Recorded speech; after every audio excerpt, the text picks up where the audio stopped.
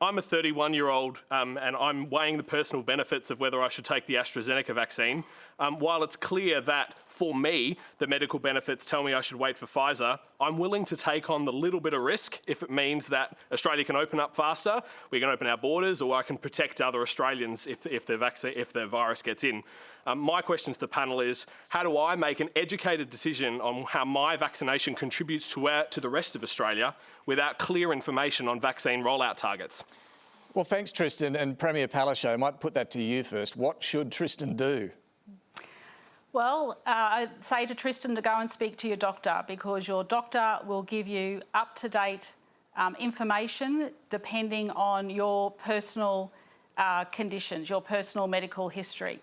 But what's very clear is that there are concerns about young people under the age of 40 receiving the AstraZeneca.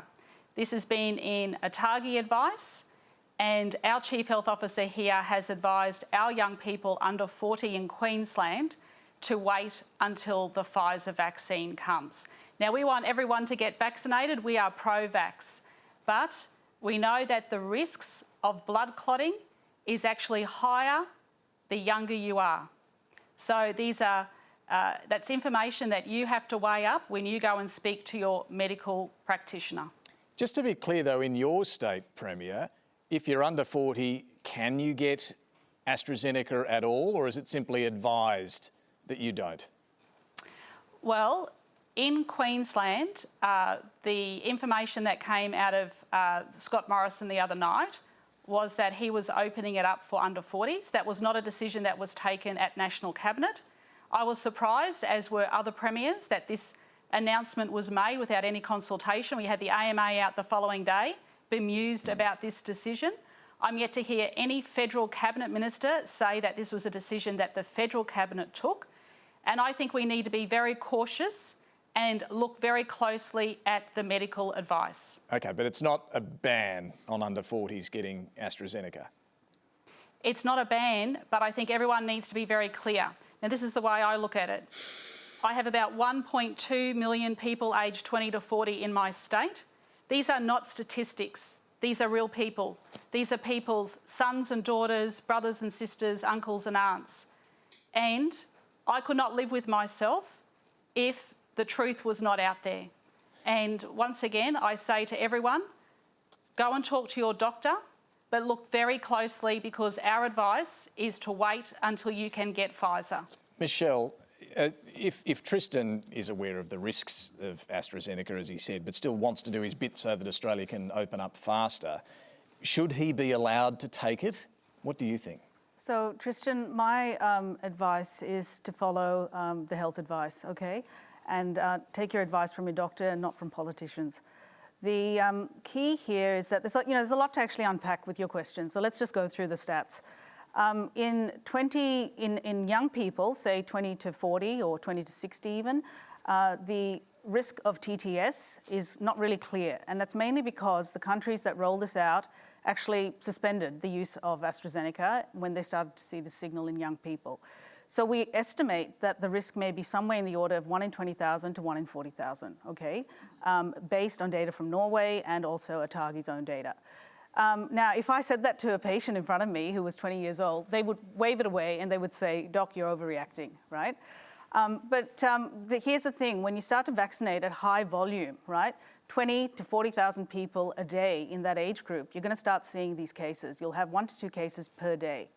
And the Premier is absolutely correct. In young people, TTS is not a trivial condition. It's not trivial in anyone, but in young people, it tends to be more severe, mainly because it manifests up here, all right? Now, the other thing to keep in mind is that we understand that young people are desperate to be vaccinated. They want to do the right thing for all the reasons you elucidated, right?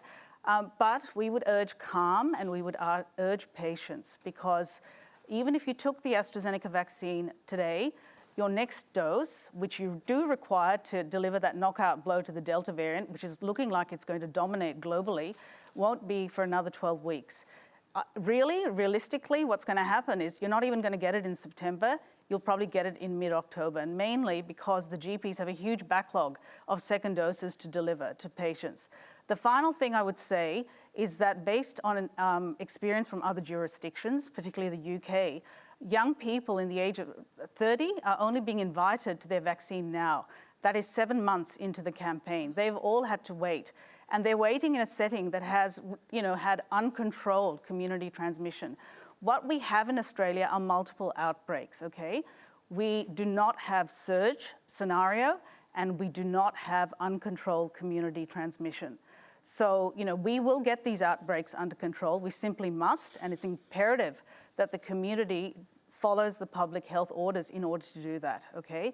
Absolutely imperative. So my advice to you is, stay calm, be patient, your turn will come, and that will be sometime in September, and you will be given the Pfizer vaccine, and you will have protection in 3 weeks. So, but can I just say though, David, Tristan's question was a policy one. He was, if I go and have the vaccine today, when will it bring forward the opening of the borders, or are there targets for opening? If Tristan has his vaccine tomorrow, it will not bring forward the border opening 1 second, let alone 1 day, because we're not going to be able to open the borders until we've got vaccination rates up in the 80%, 75 to 90%, some in that range, and basically bringing forward every person aged 45 or whatever, 35, will not change the border opening timeline. So I should stress what the ATAGI advice is. This is the Technical Advisory Group on Immunisations. It has made it clear, and in fact the co-chair, Professor Blythe, said today, I do not believe at this stage that young people should be receiving AstraZeneca unless their circumstances are pressed for that. Jason Falinski, let me go to you. Is it still the government's position, as the Prime Minister indicated this week, that if anyone wishes to have AstraZeneca, they're encouraged to go and see their doctor and then they can have access? That's our position. That's been the position of ATAGI from day one, David. That anyone, even under 40s, can even go under and get... 40. ATAGI from the beginning has made has updated its advice on 3 different occasions. It has said that anyone under the age of 60 who is fully informed can choose to take AstraZeneca if they wish. It's a decision for them. And that, I think, is the advice of ATAGI. And the view of the federal government is that we should follow the advice of the technical... OK, but to be clear, the co-chair of ATAGI, I just quoted, has said today, I do not believe at this stage that young people should be receiving AstraZeneca unless their circumstances are pressed for that. We're both saying the same thing, David. So he is saying that if, in his view, people under the age of 60, I assume, should wait to get Pfizer.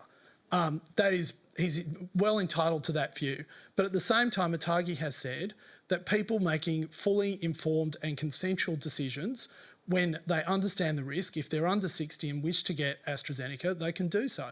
Didn't that has been the policy of ATAGI from day one. If Pfizer is not available? Yeah, it says that the original advice you're talking about, Jason Falinski, says AstraZeneca can be used in adults under 60 for whom Pfizer is not available. The benefits are likely to outweigh the risks for that individual, and the person has made an informed decision based on an understanding of the risks and benefits. And that's one of the reasons, Absolutely. I think, isn't it, that we're also confused, because this advice, despite what Jason's saying about it not changing, people interpret it differently all the time. And so there's this idea, every premier, every government clings to the idea that there's medical advice and it's a kind of monolithic advice, and it's fact. In fact, it depends a lot on assessment, on interpretation, on judgment, on risk appetite. And so you're going to get kind of different views on this. But I think the public in general are right to feel confused when all the experts are arguing very loudly, whether they're medical, whether they're political, in front of them all the time, and frankly, in a very unhelpful way. Well, ATAGI also says that ATAGI reinforces the importance of providing clear communication to people who have received or are considering AstraZeneca. I'm not sure if we're getting a lot of that. Jason Falinski, you're 50, am I right? 50 years old. Thanks, David. We've been trying to keep that under wraps for quite some time. Are you rushing out to get an AstraZeneca jab yourself now? Yeah, next Tuesday I'll get... Listen, David, I'm not sure anyone should follow my lead. I mean, I'm a Liberal on Q&A with you hosting, so clearly I have a very high risk appetite. But having said that, I'm getting AstraZeneca next Tuesday because my view is that I've looked at the risks, I've looked at the benefits. I think the risks massively outweigh the benefits. And if I can free up a Pfizer dose for someone else who doesn't have my risk appetite, that's fine with me. Have you sought medical advice, though? Have you done what Atagi says? I have sought medical advice, and before I can get it, I need to speak to a doctor at the GP clinic, which I'll do. Okay, and then you'll go ahead and get AstraZeneca. Michelle, I will get AZ next Tuesday. Is that what someone 50 years old should be doing? Look, it comes down to risk-benefit discussion, and really all these statistics that get bandied around get distilled and tailored to the individual based on their health, their social circumstances and their economic circumstances. And if they truly do make an Sorry, informed... what's economics got to do with health? Oh, no, it's very interlinked with health. It's very interlinked with health. So someone's income determines how the virus works? No. Absolutely. Where have you been, Jason? I mean, the people, Well, the people I've been right who were here most listening to all the severely... advice. Sorry, Let's just but get an the answer people- to the question The you're people asking, who are most Michelle. severely affected all around the world have been the people who are most socio-economically disadvantaged. So, that is a no-brainer, absolutely. So, I think... With my respect. point is that the discussion around informed consent takes all of those things into account, and that's what doctors do. And I would strongly urge anyone, to go and have this discussion with your GP. Your GPs are waiting; they're doing this every single day, and get your advice from there. And it's an ongoing conversation. Just to be clear on this point, are you saying that those on lower incomes are more likely to be in service industry work that does have a higher risk in terms of infection? Is that the point you're making there? Yeah, I mean, I think it's evident throughout the world that people who have been in socio-economic sort of groups on the lower end have been worse affected by COVID. So there's two elements, David. There's low income is associated with being in one of these jobs which is at higher risk, higher exposure, and secondly, lower income is associated with poorer health status. Okay, so Jason, you dispute that, do you? No, I don't dispute that. I think what Michelle is talking about is that people on lower incomes in other parts of the world don't have as good of access to healthcare as they otherwise would. To somehow say that if you're And they have on poorer lower outcomes incomes, when it comes to the virus. Sorry. Jason, sorry, just finish the point. I mean, so to somehow turn this into some sort of social justice issue, when in actual fact it's about access to healthcare, not your level of income, I think is wrong. Let me just go back to Tristan. Has any of this cleared up for you what you should do now? Actually, yes. Like I was actually seriously considering taking the vaccine because I thought it would bring forward border closures. But thinking about the timelines in the context of the panel and the panel's advice, I'm less confident that that's true now. So maybe I will wait for Pfizer and I will go and talk to my GP if I do consider taking the vaccine. So thank you for I think this has been a clearer debate in this 20 minutes or however long it's been than I've gotten in the past 3 days. The other point for you, Tristan, is that if you have the AstraZeneca today, you don't have the second dose for another 12 weeks, and you probably have your Pfizer, both doses, before you have your both doses of AstraZeneca. Well, that is assuming, of course, that we do have the Pfizer. We will come to that.